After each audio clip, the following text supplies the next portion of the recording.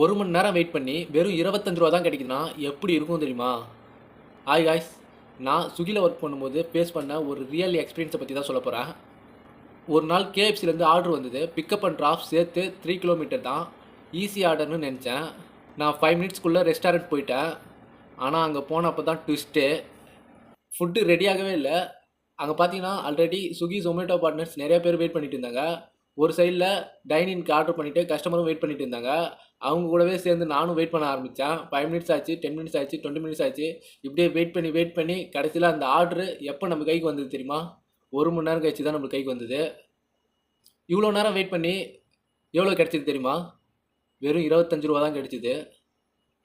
At least ஒரு நிமிஷத்துக்கு ரூ. 1 கூட ரூ. 60 கிடச்சிருக்கணும். பட் ஆனால் அவங்க வந்து நம்மளுக்கு வெறும் ₹25 தான் கொடுத்தாங்க. இந்த மாதிரி சுச்சுவேஷனில் டெலிவரி பார்ட்னர்ஸ் தான் ரொம்ப லாஸ் ஆகிறோம். இந்த விஷயத்தை பற்றி நீங்கள் என்ன நினைக்கிறீங்க அப்படின்றத கமெண்ட் பண்ணுங்கள். இந்த மாதிரி real earning and experience videos வேண்டும்னா லைக் பண்ணுங்கள், சேனலை சப்ஸ்கிரைப் பண்ணுங்கள். நன்றி.